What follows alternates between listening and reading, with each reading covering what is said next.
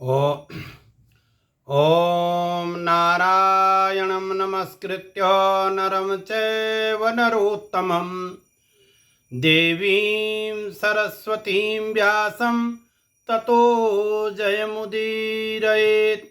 नमस्कार, स्वागत है आप सभी का हमारे YouTube चैनल पर।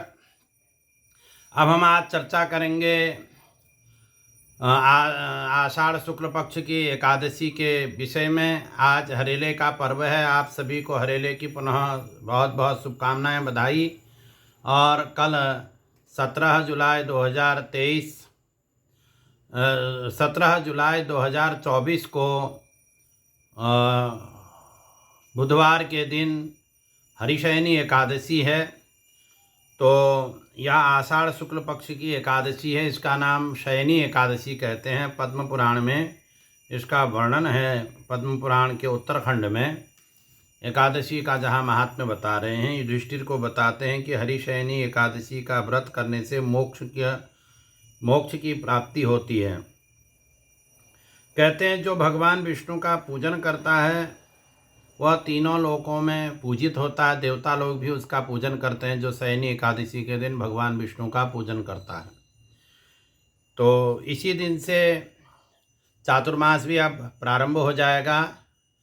पद्म पुराण में ही वर्णन करते हैं कि आषाढ़ शुक्ल पक्ष की एकादशी से लेकर के कार्तिक शुक्ल पक्ष की एकादशी तक नियम जो मनुष्यों को भली भांति धर्म का आचरण करना चाहिए। जो मनुष्य इस व्रत का अनुष्ठान करता है वह परम गति को प्राप्त करता है। मैंने जो इन 4 महीनों में संयमित रह करके अनुष्ठान करता है, स्वाध्याय करता है, तो वह पापों से मुक्त हो जाता है।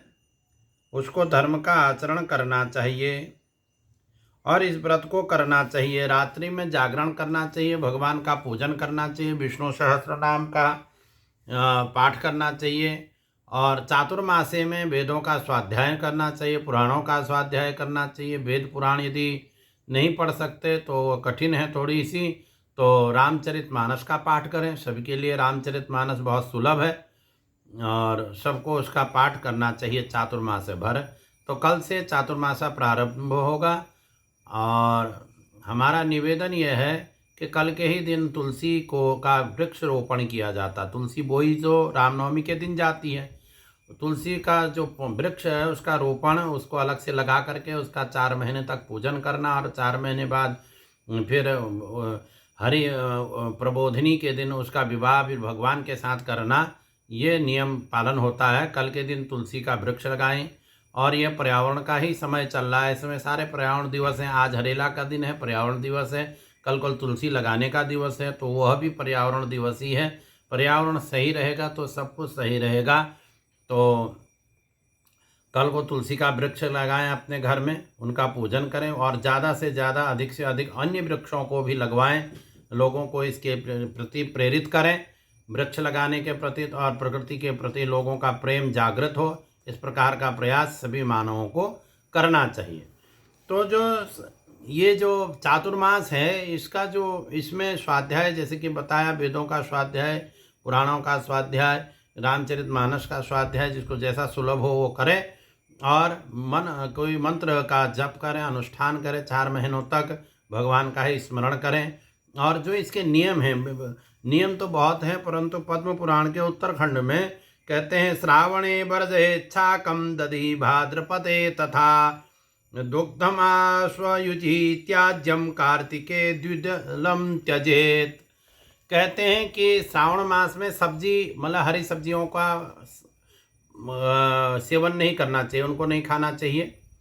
और भाद्र में दही नहीं खाना चाहिए और आश्विन मास में दूध नहीं पीना चाहिए और कार्तिक में दाल का प्रयोग नहीं करना चाहिए। ये 4 महीनों में ये एक चीज़ का क्या करना चाहिए। स्वास्थ्य की दृष्टि से आयुर्वेद भी इसी का समर्थन करते हैं, चरक इत्यादि।